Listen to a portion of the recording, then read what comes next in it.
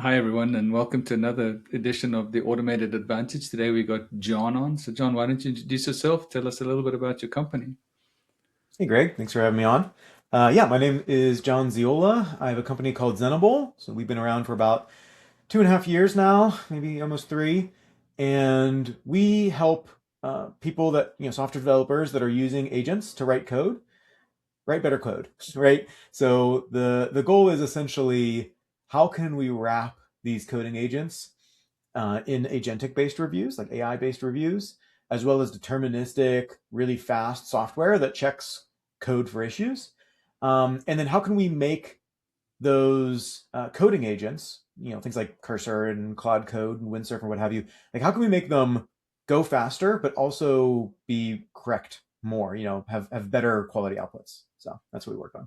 Oh, that's amazing. And so, I mean, this age-old conversation about AI replacing things and all of that, which we all know is not necessarily true. It's all about getting to the answer a little faster, and then Yeah. you guys kind of taking the homework, checking the homework, and then providing recommendations to get it optimized.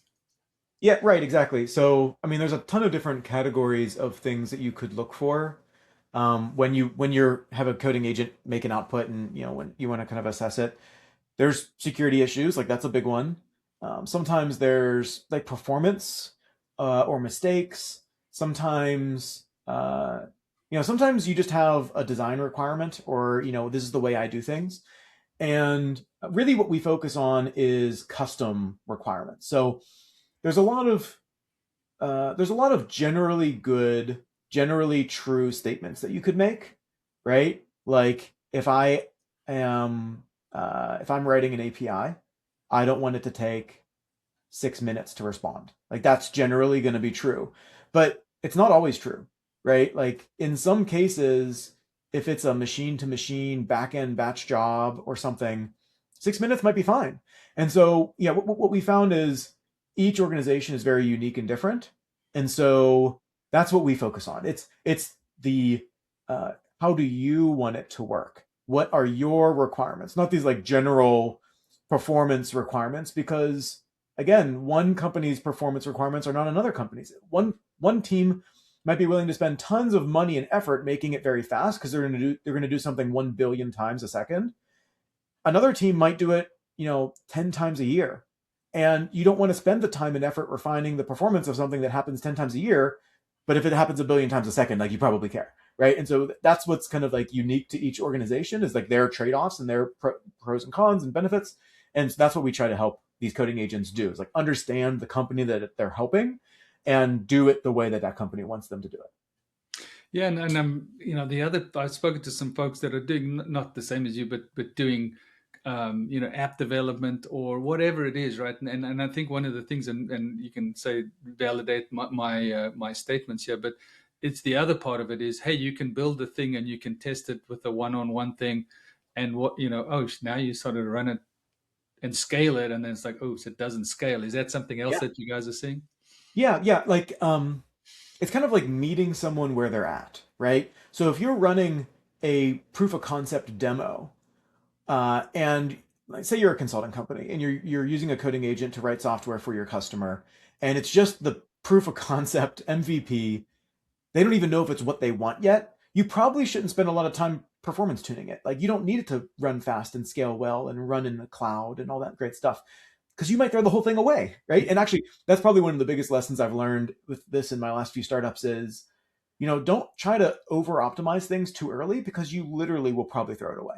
But I actually, I think of like the full software development lifecycle, and I kind of like flip it and think about it backwards. When I'm building something, I think about how I'm going to delete it. Like, oh my, like when it's the brand new, fresh, cool thing, I'm actually like, well, how is this going to get destroyed later? Can I organize it in a way that makes it easy to delete or replace later? Because especially with AI lets us move so fast that we probably are going to learn from this and completely replace it in 3 months. Like that's just life, right? Yeah, it's funny you say that because it's also the other conversation I've been having with folks. It's like the current go-to-market solution is sometimes polar opposite to what they originally started out to do. It's like, hey, Yeah. we're doing this, and then something happened, or we saw this, or Yep. it wasn't part, but then we came up with this other thing. And instead of the days where, I sound like an old fart now, but it's like, you had this idea, it took you 2 years to get it through the development Yeah. cycle and all of Yeah. these. And now you can try a bunch of different things and see which one Yeah. sticks. No, like there's so many doors have opened for prototyping and experiments. And like I'll even ask my agents when I'm building a new feature, I'll say, just, give me 10 different good ways to solve this problem. And then I'll look at them and I'll pick three and I'll say, implement all of them, all three of those, right? And then I'll actually look at three of them and I'll say, oh, I like this one's my favorite, but I want you to pull this part and that part from these and into this first one. And so throw away those second two, but bring these parts over. And that, like, you end up with a much better result. And it's so fast. It's like incredibly fast. Yeah, and I've done, not in coding, but I've put Chat GPT and Claude against each other too. It's like, hey, Yeah. take these two things and then and then come up with it. Well, often Yeah. is a really, really good joint answer. Especially when it's easy to evaluate the results. Like, can I evaluate what it did A and B? If it's just a page on a web page, it's pretty easy to evaluate. This is what I like about it. This is what I don't like. It was slow, but it looked good. Can we performance optimize it to make it a little faster? Or the colors are bad, but the feel is right. All of these sorts of things. Like, yeah, absolutely. I'm a huge fan of as long as you can evaluate its output well, do it multiple times, and then you do those sort of cross comparisons. It works very extremely well. No, this is so. Tell us a little bit about. We jumped ahead as to what you're doing now, but tell us a little bit about. You mentioned a couple of startups and things like that. So the evolution of John, like, started out, I was a coder, or I was an accountant, or whatever it is, Yeah. and now I'm doing this because, and then I saw this hole in the market. And give us Mhm. your story. Yeah, so I kind of started my career doing what today you would call DevOps work and platform work, like kind of like an SRE. And I quickly moved into security. Security was my goal all along, and I did application security. So my whole career has been working with platform teams and software developers to run software for production applications at super large companies, Fortune 500, Fortune 10, Fortune 50 companies. And I so I did that for a long time. Maybe just under 10 years ago, I started my first real company, because I had a couple companies before that, but they were kind of side projects, and not I didn't wasn't all in on them. But about 10 years ago, I did my first. It was a consulting company. I quit my job, and that's all that I did. We grew that. It's still running today, but I'm not actively involved day to day anymore doing consulting. And with that, the idea was, I've solved a lot of problems for different organizations that I worked for, but I was always frustrated at the bureaucracy and the red tape. Like, I wasn't able to solve or get access to the problems fast enough. I wanted more issues. And so I thought, as a consultant, maybe I could solve multiple companies' problems at once, and kind of like maybe share things that I learned from one to the other and kind of like be a force multiplier. And so I did that for a number of years. I open sourced some software that helped, tons of companies, and I implemented custom solutions for them all.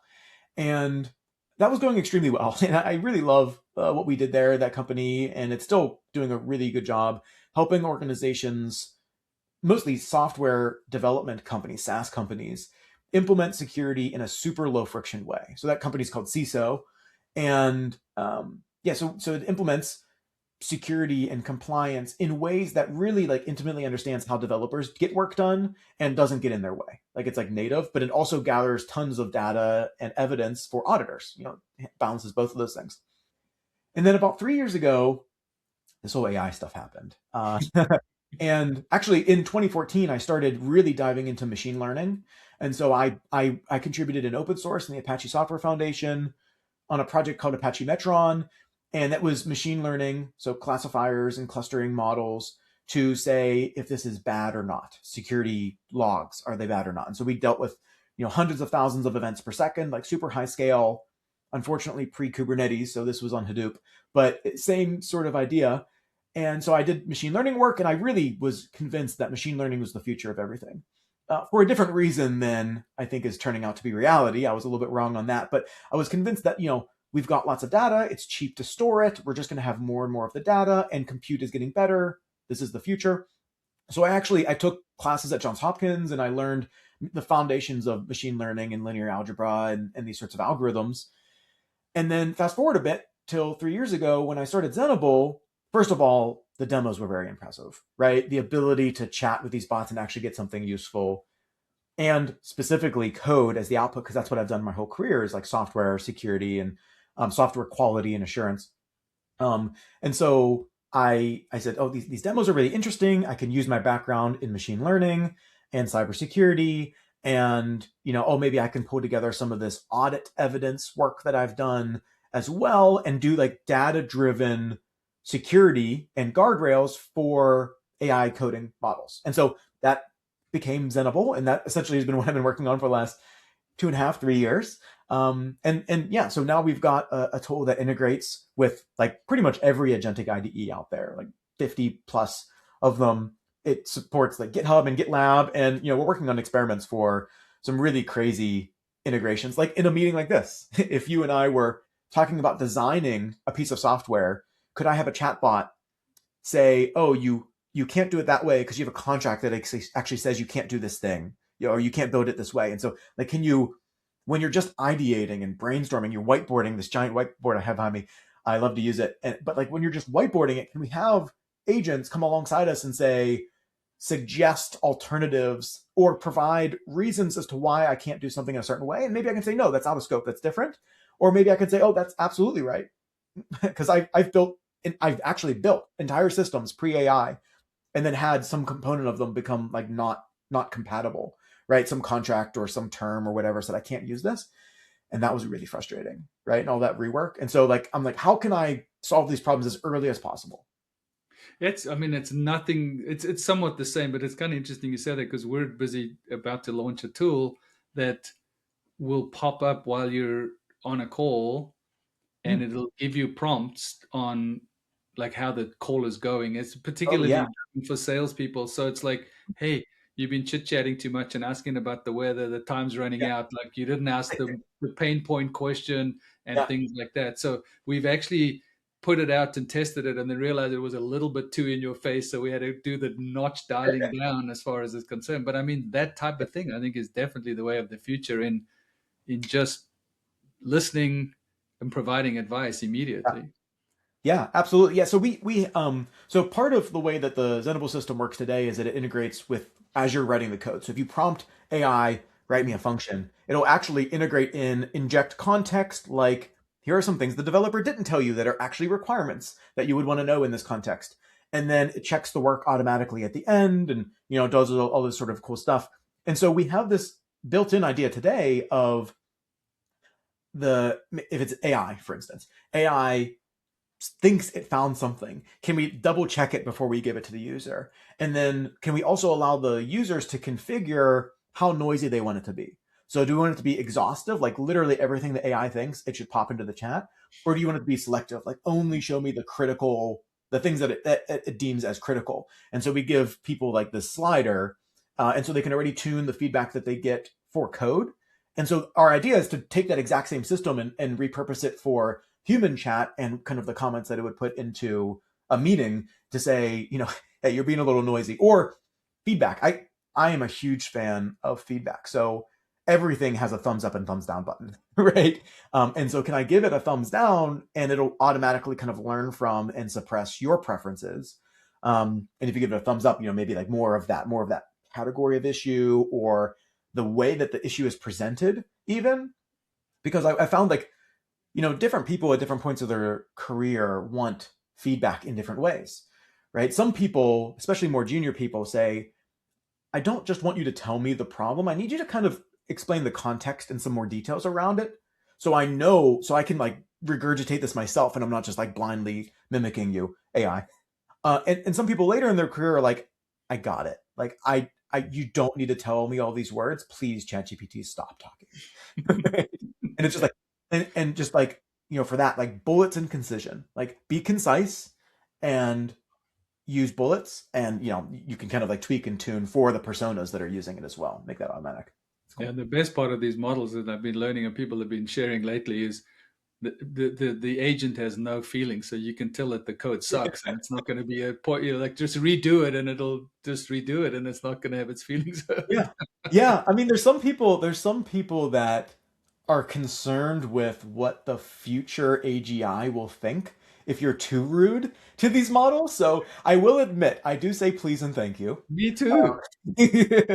I do say please Actually, and thank the other day, I was to your point. Sorry, it was like I was doing something and it had to go through multiple iterations, and it finally got it right after being a little annoying. I actually first said, "You're not listening," you know, and it's like, you. "I'm really sorry to do it." And then I came back and I said, "Well, thank you. You did a good job." I'm like, it Yeah. doesn't care, but Yeah.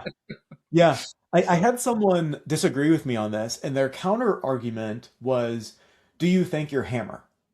I'm like, yeah, no, what, you know what? I don't thank my hammer. That's a good point. But I feel like these things are, to one on one hand, personified, right? So it feels like another person. And I actually was thinking this the other day. I was working with someone um, on some project on a problem, solving a problem, and uh, I caught myself thinking that I should talk to them the same way that I talk to my AI. And I was like, oh, like that's actually a slippery slope where I could become a very abrasive, rude person because I work with AI so much that if I get used to interacting with other personified things, that I might actually start talking to people like that, and I quite a jerk, right? And I don't want to be that a jerk. So like using please and thank you and being polite with AI is partly practice because I do it more than I talk to people at this point, right? and I think that I was actually this is exactly where I was going to go because I do worry about society going into place, and it's not the same. But Yeah, you know, it's with my kids don't write full sentences, and my yeah. daughter said the other day because my she was texting my wife, and my wife went something like left the room, so I grabbed it and I responded, and she goes, "Hi, Dad." And I was like, "How do you know it's me?" She's like, "You write full sentences and full punctuation."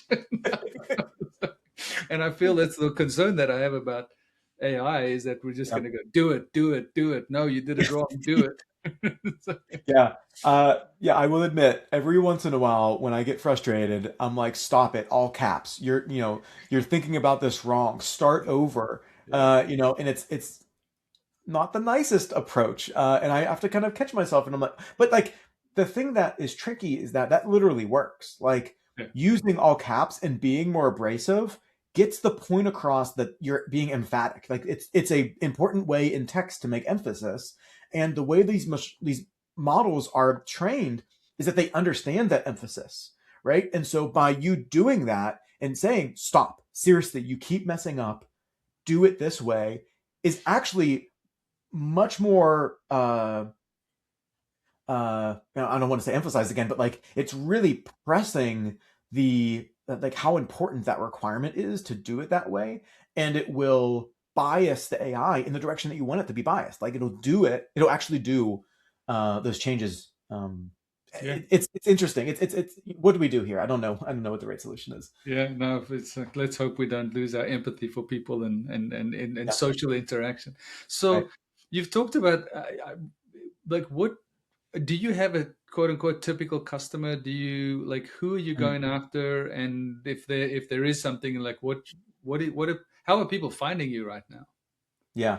So I'll admit I'm not very good at marketing, and so people it's mostly growing by word of mouth referrals and maybe some talking to some people. I do a lot of conference talks and presentations and training sessions where I've actually been starting to doing these workshops where I it's focused on developers where it's like how to make better use of agentic tools, and it's essentially how do you level up, get more done with less bugs, right, for writing code. But I also give these presentations, and people will find us through that. That works fairly well. I will say honestly, um, before this year, adoption was a little bit slow. Starting in January, though, it feels like everybody's found me. I don't know how, but it's really picking up. I'm having lots of back to back to back calls and meetings and conversations and people or signups on the website, which has been really good. And it's really exciting to see this increased adoption and awareness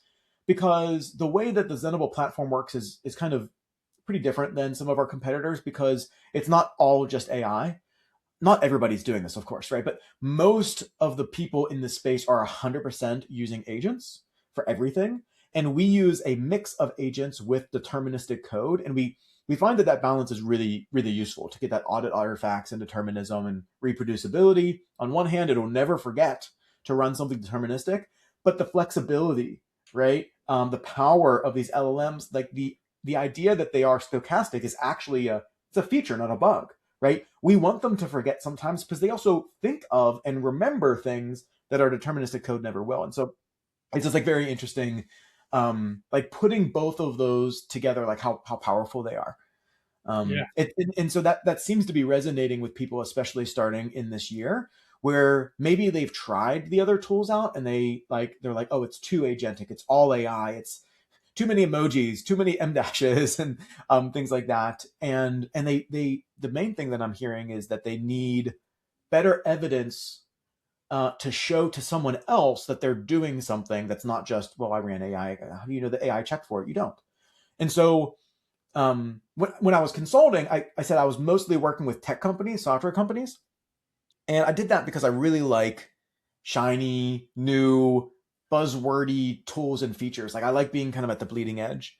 But what Zenable, like the name Zenable stands for kind of Zen and enable.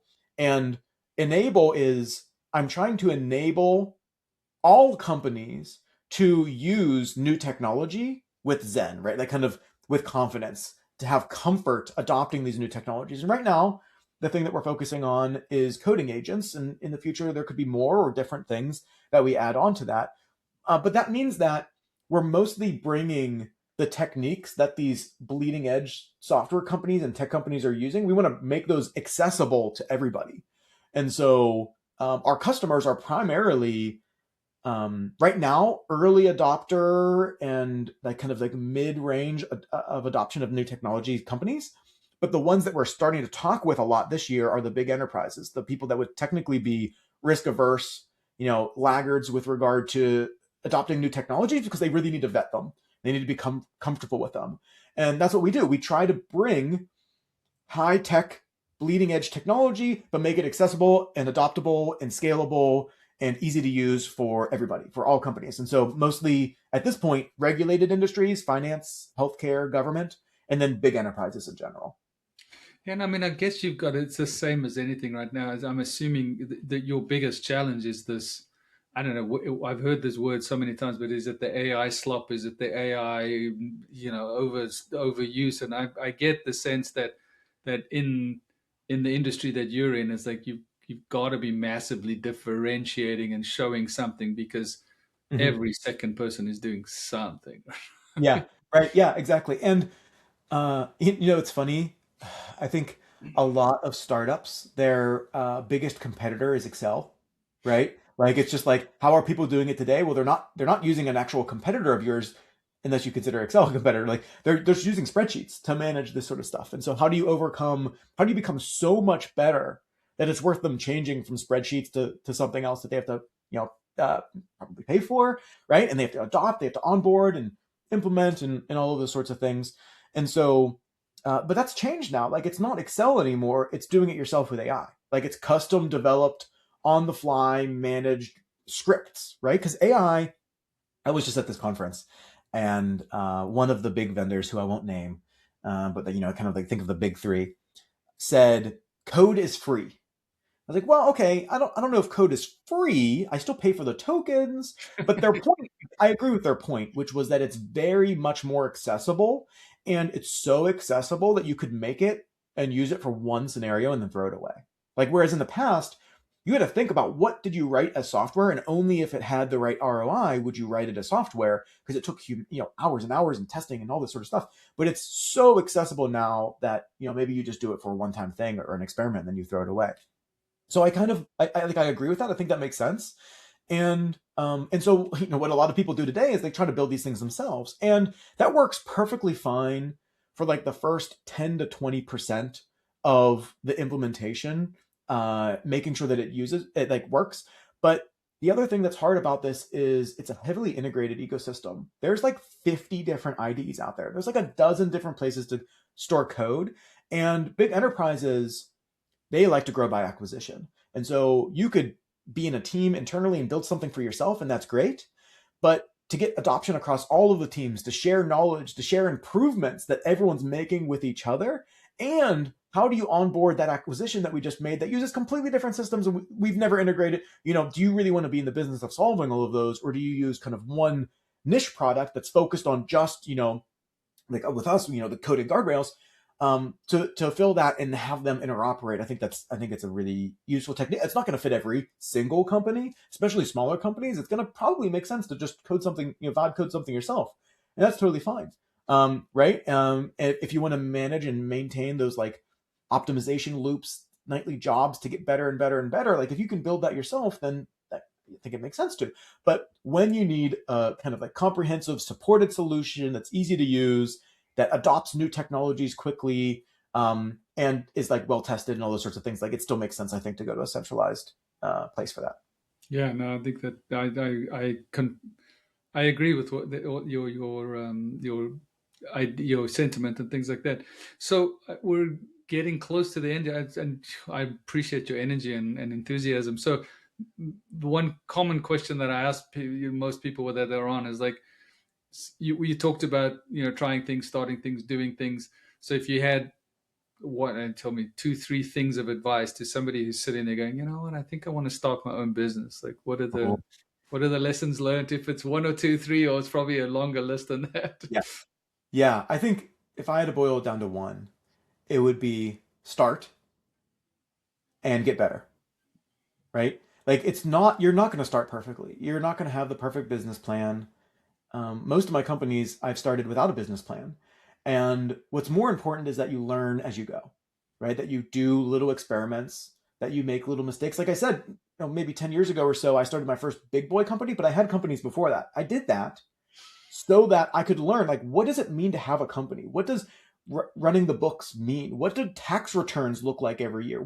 There's all these like basic things that just come in with running a business. I would highly recommend just start, just have something and optimize for change. We are going to tweak and tune and get better, and we're going to swap things out, different technology, different tools, different processes. But what's most important is that you reassess how things are going. You do like a retroactive assessment of yourself, of your company. Is it profitable? Is it meeting my expectations? Maybe you don't want profits, but you just want users and usage. Are we getting that? If not, why? And just ask why? Why are we not, or why are we seeing a certain pattern? And then what do we want? How do we get there? And make that small bite-sized chunks. Not, oh, I need 6 months and $500 million to get the no. You probably need a weekend hackathon style project to prove out the idea, right? You probably need 2 users, right, to use it and give you feedback, because you will learn so much from that. And so just get started. I always say progress, not perfection. Like it's not going to be perfect no matter how hard you try. So just start and then just improve it as you go. No, and I love that because what I started towards the middle end of last year, and I mean, while I do very much the same thing, I've tweaked my messaging and tweaked my approach to be able to adjust, because you sit there and say, oh my gosh, this is the right thing, and then you listen and you take advice, and I think it's sound advice to people. It's like, it goes back to your software thing. Hey, you developed this product here, and it might just be something different. Your business is going to evolve, and it needs to fit you, and you'll Yeah. learn and take advice from other people. Yeah. Yeah. One thing that's changed with AI is, I mean, I kind of said this beforehand, but like if you're doing a new project, it's so easy to say, oh, I want this thing to do A, B, C, D, E features. And you work on like all of them in parallel and you're testing all of them at the same time. And like, maybe I just do one feature and get it all the way through to actually working and running somewhere. Because I think the process of getting it to work and run somewhere, you'll learn so much that features, B, C, D, and E are going to be different now because you learned it by getting the whole way through. Um, That's true. yeah. Yeah, so John, I really appreciate the time. I love your enthusiasm and energy. So tell everybody again, name a company, website, LinkedIn. Yeah, absolutely. Yeah. So I'm Jon Zeolla. I'm the founder of Zenable. So the website is zenable.io. You can go in there. We got a free trial, free pro tier for a couple weeks as well. I would love if anyone pokes at it. What we do is we improve coding agents. We make them follow requirements and improve quality, reduce bugs, speed up velocity. So yeah, that's what we do. I'm very active on LinkedIn. So if anyone wants to connect with me on LinkedIn, I would definitely recommend that. It's JonZeolla. The correct way to spell John, Jon. The easy Yeah, way, of course, right? That's the way to do it. right. Awesome. Well, I appreciate your time today. This was a really, really fun conversation, and thank you for Yeah. being a part of this. Thank you, Greg. This was a lot of fun. I agree.